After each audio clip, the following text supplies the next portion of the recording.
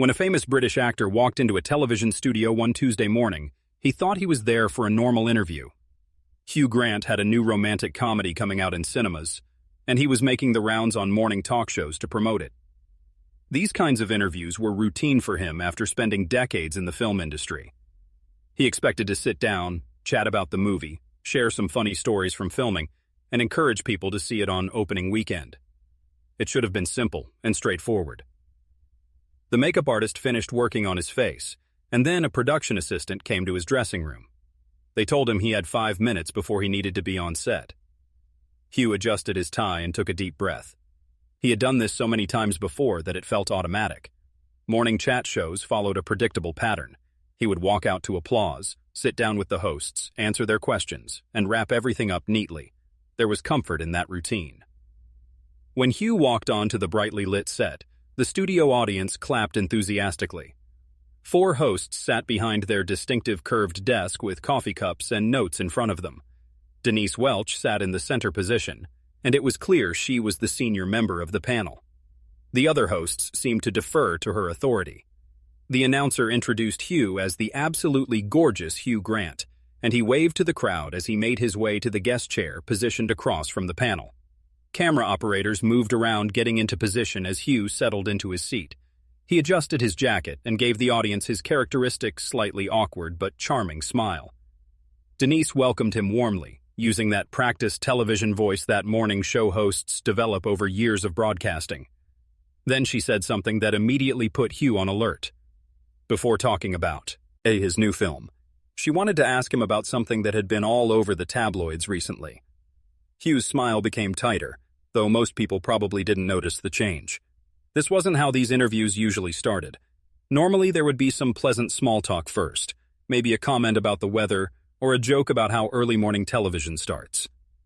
Hugh tried to redirect the conversation diplomatically. He said he would rather focus on the film and mentioned that it was really quite funny. He thought the viewers would enjoy hearing about working with such a talented cast. But Denise wasn't interested in changing direction. She leaned forward slightly, and her eyes had a look that reminded Hugh of tabloid journalists hunting for a story. She said they would get to the film later, but surely Hugh could understand that viewers were curious about his personal life. After all, he had been quite the romantic figure over the years. The other hosts glanced at each other. This wasn't what they had discussed before the show started. The planned interview was supposed to be light and promotional, focusing on Hugh's return to romantic comedy after spending several years doing more serious dramatic roles. Hugh responded carefully. He said he had always tried to keep his private life private, and he thought that was healthier for everyone involved. His personal relationships weren't really relevant to whether people would enjoy watching him stumble through romantic misunderstandings on screen. The audience laughed at Hugh's self-deprecating humor, but Denise wouldn't let it go. She pressed him further, saying that he was a public figure. Surely he understood that people were interested in the real Hugh Grant, not just the characters he played. There had been some rather interesting developments in his love life lately, hadn't there? Hugh shifted uncomfortably in his chair. The studio light suddenly felt much hotter, and he could see camera operators zooming in for closer shots. This was beginning to feel less like a friendly interview and more like an interrogation. He said he wasn't sure what she was referring to, though his tone suggested he knew exactly what was coming next.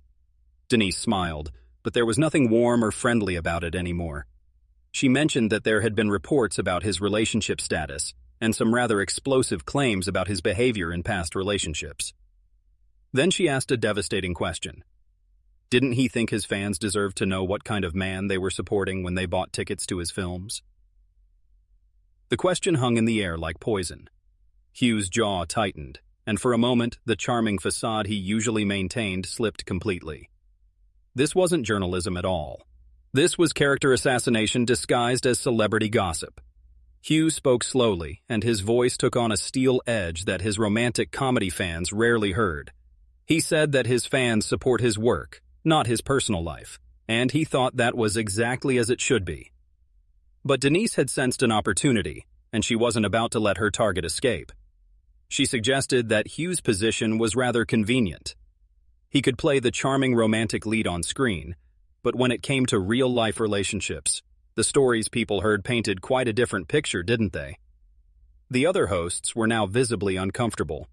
One of them, a newer member of the panel tried to intervene. She said perhaps they could talk about the film now because she would love to hear about working with the cast. Denise cut her off sharply, saying they would get to that in a moment. She never took her eyes off Hugh. She said she thought this conversation was important. Then Denise went further. She mentioned that Hugh had been married for several years now, but before that, there were some rather public incidents, weren't there? Some rather embarrassing situations that might make some people question whether he was really the romantic hero he portrayed on screen. The studio fell into an uncomfortable silence. Hugh's hands gripped the armrests of his chair so tightly that his knuckles turned white. The audience, who had been laughing at his charming comments just moments before, now sat in stunned quiet. They could sense the shift from playful conversation to something far more sinister and hostile. Hugh asked, with his voice carefully controlled but trembling with barely contained anger, if she was seriously bringing up tabloid gossip from decades ago on morning television. Was this what passed for journalism on this show? Denise's smile widened.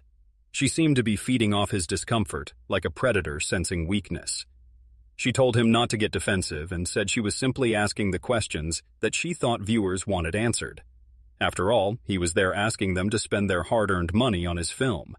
Didn't they have a right to know who they were supporting? Hugh shot back that they had a right to know whether the film was worth watching. They didn't have a right to dissect his personal relationships from 20 years ago. That wasn't journalism, he said. That was voyeurism. The camera operators kept filming, capturing every expression on Hugh's increasingly frustrated face. The director in the control room was probably thrilled with the drama unfolding live on air. This was the kind of television moment that would be replayed endlessly on social media and entertainment news programs. Denise laughed, and it was a sharp, brittle sound. She said that Hugh was a public figure who had made millions of pounds trading on his romantic image. Surely he couldn't pick and choose which parts of that image he wanted people to see. He could be the charming, bumbling Englishman on screen. But heavy. And forbid anyone ask about the real man behind the character. One of the other hosts, clearly mortified by where the interview had gone, attempted to salvage the situation. She suggested that perhaps they should move on to discussing Hugh's new film. She was sure viewers would love to hear about the comedy elements. Denise snapped at her colleague, saying she wasn't finished. She didn't even look at her fellow host. Her laser focus remained fixed on Hugh like a cat toying with an injured mouse. Denise said she wanted to talk about accountability and about how celebrities think they can compartmentalize their lives. They want the fame, the fortune, and the adoration, but none of the scrutiny that comes with it. Hugh stood up abruptly.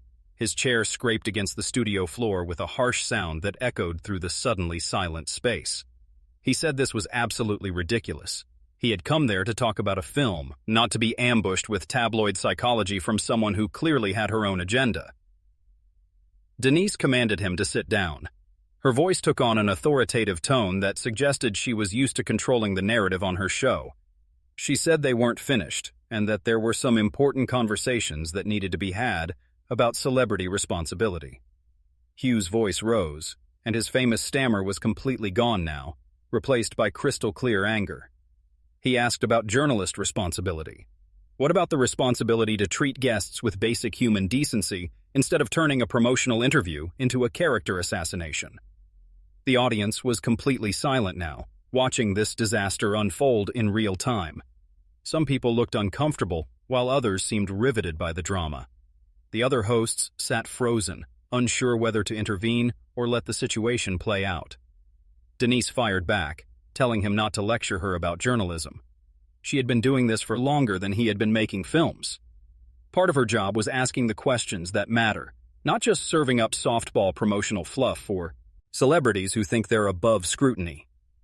Hugh's voice dripped with disbelief as he repeated her words back to her. Questions that matter? She was dredging up tabloid stories from decades ago and trying to pass it off as some kind of moral crusade. This wasn't journalism, he said. It was exploitation. It was using her platform to bully guests who couldn't fight back without looking like the bad guy. Denise said with satisfaction that he was fighting back plenty, and she thought their viewers were getting a very clear picture of the real Hugh Grant right now. Not the charming romantic lead, but someone who gets angry when asked to account for his past behavior. Hugh's composure finally cracked completely. He asked what past behavior she was talking about, Being young and making mistakes, dating people and having relationships that didn't work out? Was that what she was calling past behavior that needs accounting for, having a normal human life? The confrontation had escalated far beyond anything the show's producers had planned. This was supposed to be a light morning chat with a beloved actor promoting his latest film. Instead, it had devolved into a public character assassination that was growing more vicious by the moment. Denise pressed her advantage ruthlessly. She questioned whether he would really call it a normal human life, because some of the women who had been in his life might describe it rather differently. There had been stories, she said, stories about how he treated people when the cameras weren't rolling, when he wasn't playing the charming Englishman. Hugh's face flushed red with anger and humiliation. The studio lights beat down mercilessly, capturing every moment of his distress for the cameras that continued rolling without pause. He said it was incredible that she was actually repeating unsubstantiated gossip as if it were fact, as if anonymous. His sources quoted in tabloids were some kind of gospel truth. Denise pushed further, asking if he was denying the stories. Was he saying that every single report about his behavior in relationships had been fabricated? That there was no truth to any of it? Hugh replied, his voice shaking with fury, that his private life was private. Mistakes he may have made in personal relationships were between him and the people involved, not between him and her television audience, and not between him and her. But Denise wasn't done. She had found her weapon, and she intended to use it until her target was completely destroyed. She said what she found fascinating was how defensive he was getting. If there was nothing to hide, if all these reports were just tabloid nonsense, then surely a simple denial would suffice. But instead, he was getting angry and deflecting. That told her, and she thought it told their viewers, that perhaps there was more truth to these stories than he would like to admit. Hugh stared at her in complete disbelief. The manipulation was so blatant and so calculated that for a moment he seemed unable to formulate a response. He finally said it was unbelievable. She was actually trying to use his natural reaction to being ambushed as evidence of guilt. That wasn't journalism, he said. That was entrapment. Denise replied smugly that it was called holding people accountable, something that doesn't happen enough in Hollywood if you ask her. Too many people get away with too much for too long, and then they act shocked when someone finally asks them the hard questions. The other hosts sat in mortified silence, clearly wanting to end this disaster, but unsure how to intervene without making things worse. The audience remained transfixed, watching what had become less of an interview and more of a public execution. Hugh's voice cracked with incredulous laughter. Hard questions? Hard questions about what? About tabloid gossip? About relationships that ended years ago? About private matters that had absolutely nothing to do with the film he was there to promote? These weren't hard questions, he said. They were invasive personal attacks disguised as journalism. Denise's eyebrows shot up in mock surprise. She said that Hugh, she hadn't attacked him personally at all. She had simply asked about his past behavior and his accountability for that behavior. If he considered that an attack, then perhaps that said more about his conscience than it did about her questions. That was the moment when Hugh Grant's patience finally snapped completely. His face went from flushed to pale in seconds, and when he spoke again, his voice was quiet but filled with a controlled rage that was far more frightening than his earlier shouting. He said that in over 30 years in the business, he had sat through thousands of interviews with journalists, talk show hosts, and entertainment reporters. Some were good, some were bad, and some were indifferent. But never in all those years had he encountered someone so deliberately cruel and so willfully destructive as what he was witnessing right now. Denise opened her mouth to respond, but Hugh held up a hand to stop her. He said no.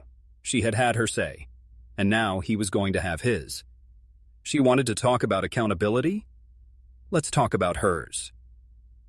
She had invited him there under false pretenses.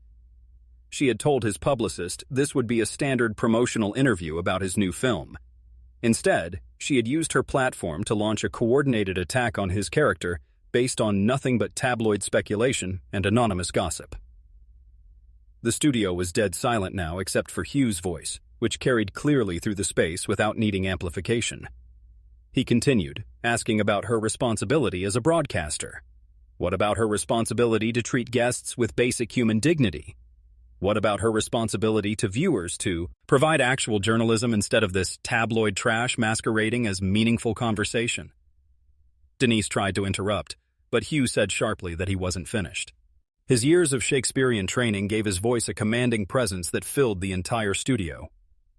He said she sat there in her position of power, hiding behind the pretense of journalism, using her platform to bully and humiliate people who come there in good faith. She talked about accountability, but where was hers? When did she account for the damage she did? When did she account for the pain she caused?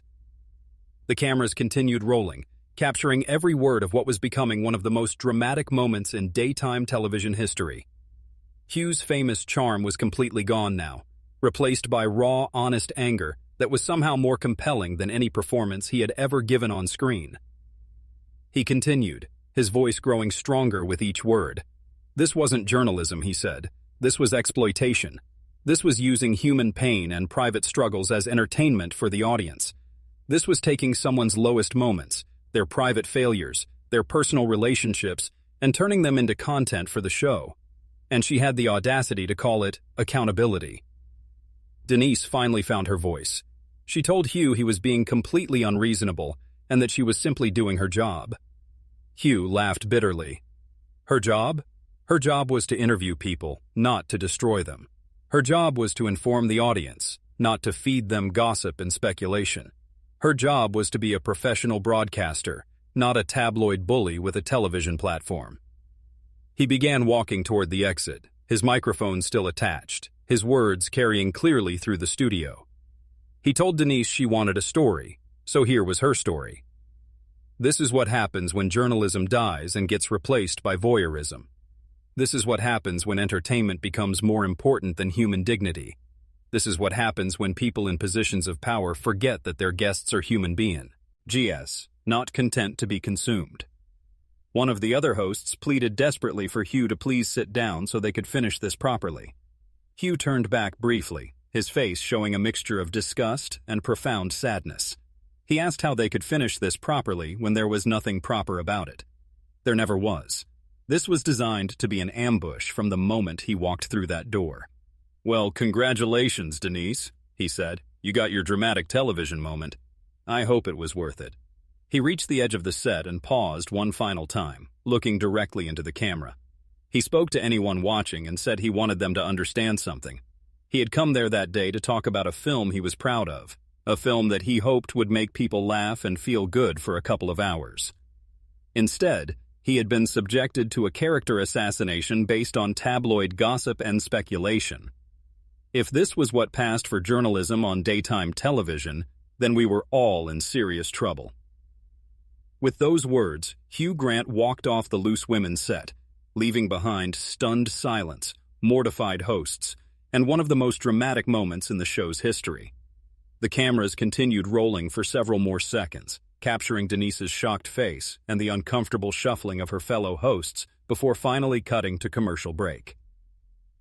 In just 39 seconds, everything had changed. What should have been a routine promotional appearance had turned into a public confrontation that would be discussed and analyzed for days, weeks, and months to come. Hugh Grant had arrived at the studio expecting a pleasant morning chat and left having delivered one of the most powerful rebukes to tabloid journalism ever broadcast on live television. The incident raised important questions about the line between legitimate journalism and invasive gossip, about the responsibility of broadcasters to treat their guests with respect, and about whether celebrities have any right to privacy in an age where public interest seems to justify any level of intrusion into personal lives. It was a moment that exposed the sometimes toxic nature of daytime television and the way personal pain can be exploited for ratings and entertainment value.